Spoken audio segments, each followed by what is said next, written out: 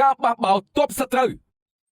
ថ្ងៃទី28ខែកុម្ភៈឆ្នាំ1935ទ័ពរំដោះបានដណ្ដើមយកក្រុងស៊ុនជីមកវិញតែស្ថានភាពសមរភូមិនៅតែក្រៀមក្រំទ័ពពលមីងតាំងទី4នៃទ័ពកណ្ដាលកំពុងធ្វើដំណើរជិតដល់ក្រុងស៊ុនជីហើយយ៉ាងណាក៏ឯងត្រឡប់មកវិញដែរស្មានថាបានជួបឯងទៀតទេទើបតែមកដល់កន្ទាន់អាចធ្វើការអីលោកគ្រីស្ប្រាក់សិនទៅដែរសម្រាប់យើងលោកតាចំពោះពួកយើងធ្វើការគឺជាការសម្រាប់ហើយគ្រប់លោកគ្រូខ្ញុំរកមិនចាំមិនចាយអាយ៉ាមើលឯងចុះមិនចាឯងជានរណាទៅអ៊ីងគូឈួនខ្ញុំនៅទីនេះមិនចាយ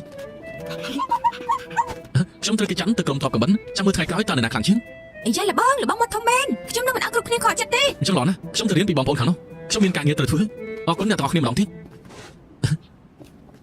យ៉ាត់ខ្លួនផងណាក្មេងពីរនាក់នេះធ្វើដូចឯងមនុស្សធំអញ្ចឹងកុំមើលស្រាលពួកគេគឺជាពួកគេក្មេងតែឆន្ទៈបដិវត្តរឹងមាំជាទំពាំងស្នងរិស័យ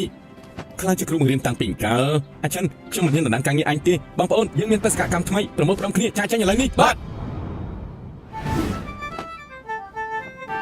ជិះដល់ហើយស្វាគមន៍ទ័ពរំដោះចូលរួមពិធីបុណ្យភ្នំមាវពួកយើងលោកអមពួកយើងមកដល់ហើយយើងជាទីគោរពផឹកស្រាបពេកនេះទៅរួចរាល់លេខកំសាន្តដល់ពួកយើងណាសំទោសផងអមចៅស្បៃសកំពុងមកហើយត្រូវជំលះអ្នកភូមិចេញ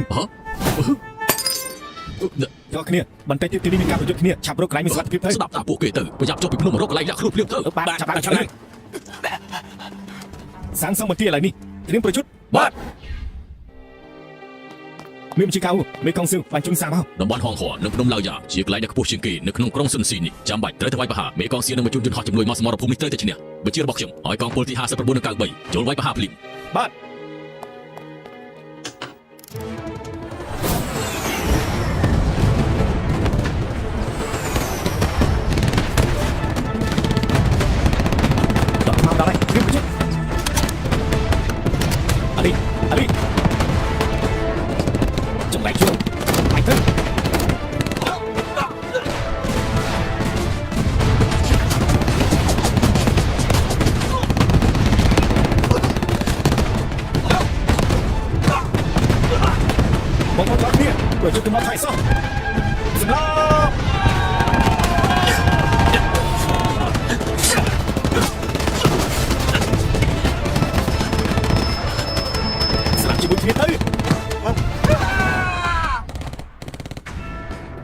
សូមរីកាមានវិជាការ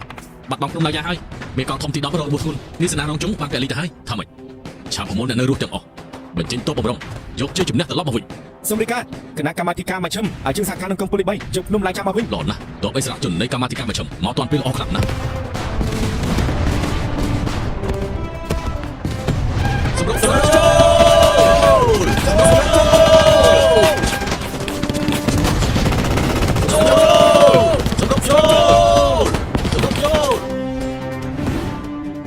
ស្ដាប់ទៅដូចជាមិនសូវឡត់ទេហើយថ្នាក់លើមិនអាចពួយជើងពីប្រហាកុំទេសាធ្វើសង្គ្រាមគេមិនប្រយុទ្ធមកកន្លែងទេត្រូវគិតប្រយុទ្ធសាស្ត្រនិងចេះប្រុងប្រយ័ត្នដឹងហើយលោកគ្រូឈិនរបួសលោកចាំមិនទៅហើយមិនអីទេជិតជាហើយហើយកុំរំពេកថ្នាក់លើបានបញ្ជាឲ្យពួកយើងរកទីតាំងបញ្ជាកងទ័ពទី4របស់ពួកខ្មាំងឡងណាចាំមានចាំមុនចាប់ចោលតោះពួកយើងឆាប់ទៅលោឆាប់គុំទៅច្បាស់ពួកវាកំពុងតែក្នុងឡាយយ៉ាសម្ពាធកងពលទី3កាន់តែធ្ងន់ហើយមេក្រុមមើលទៅអាហ្វៃដូចជារកឃើញអ្វីម្យ៉ាងដូចជាខ្សែទូរស័ព្ទសត្រូវតែយើងអាចមានវិធីតភ្ជាប់ខ្សែនេះបានទេខ្ញុំទៅតខ្សែសិនក្រែងអាចដឹងពីទីតាំងរបស់ពួកវាអ្នកនៅសល់យើងតំបន់នេះខ្ញុំស្ដាប់ឮតែកន្លែងចុងភូតែប៉ុណ្ណោះប្រហែលជាទីស្នាក់ការពួកវានៅទីនោះហើយចុងភូនេះហើយគឺតំបន់ចុងភូតែ10ម៉ៃពីទីនេះទេពួកយើងទៅមើលទីនោះសិនរួចចាំរីកាទៅថ្នាក់លើក្រោយល្អឡៃហោះអញទៅមើលផ្លូវបើជួបសត្រូវរីកាភ្លាមបាទ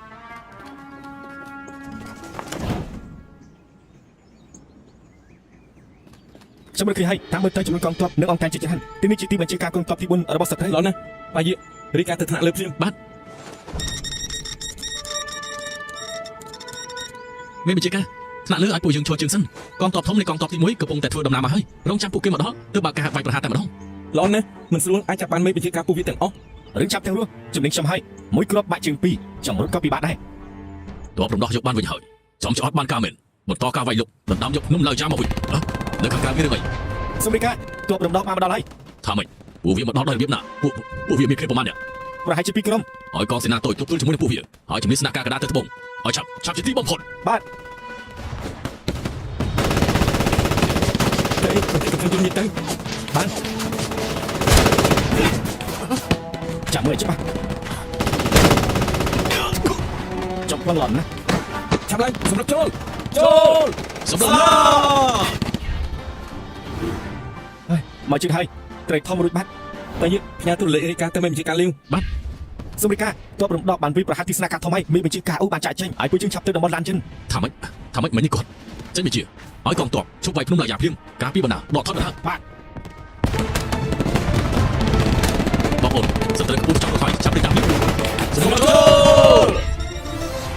មានដំណឹងល្អខ្មាំងកំពុងរត់ចោលសមរភូមិថ្នាក់លើបានបញ្ជាឲ្យពួកយើងបញ្ញត្តិទៅផ្លូវទឹកតាប៉ាដើម្បីបំពុះស្ពានភ្លាមកុំឲ្យសត្រូវឆ្លងកាត់ទន្លេអ៊ូបាន មើលទៅលើនេះកម្មាធិការចាស់សម្បត្តិពួកគេទាំងអស់ហើយមើលទៅអញ្ចឹងល្អណាស់កម្មាពួកវាហ៊ានមកទៀតឆាប់ឡើងទៅចាំផងអាកាសធាតុមិនអំណោយផងគ្រប់គ្នាប្រយ័ត្នកុំឲ្យរត់ឡើយសោះ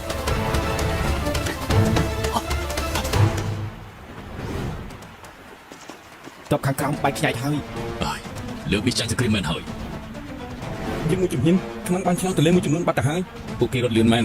ត្រូវតែបញ្ញាបំផ្ទុះស្ពានខាត់បានប៉ុណ្ណាយកប៉ុណ្ណឹងទៅក៏ត្រូវដែរសត្រូវមានច្រើនជាងយើងពួកវាកំពុងវឹកវរចាំមិនបានទេចាអើសៀវកងសៀងដឹងនាំទ័ពបាញ់មកផ្ទុះសល់ប្រមាណមកតាមខ្ញុំ តបណោះបាត់ដល់ហើយចាប់រត់ទៅ មានបញ្ជាការធ្វើយ៉ាងម៉េច បងប្អូនទាំងអស់គ្នាខ្ញុំសូមទូផងការផ្ដាច់ស្ពានយូរនេះមិនត្រូវឲ្យតបណោះឆ្លងមកផ្លាត់នោះទេ ចាប់ទៅកាត់តែស្ពីនចោលទៅ បាទ ជប់លៀបវាយទៅធ្វើលៀបជួយ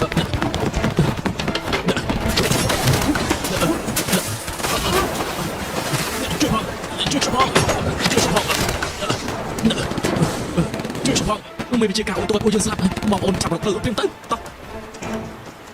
ចង់រួចទំនាក់កំភ្លើងចង់រួចទំនាក់កំភ្លើង មានវិជាការនេះគ្មានមួយតាមពេកហើយស្ដាយណាស់តែគេរត់បានមានវិជាការរត់បានមែនតែយើងចំណេញបន្តិចទីឆ្លើយសឹកទាំងនេះតិចណាស់ក៏3000នាក់ដែរនៅមានគ្រឿងសឹកជាច្រើនទៀតលើកនេះរកបានគ្រាប់កំភ្លើងខាងទៀតហើយ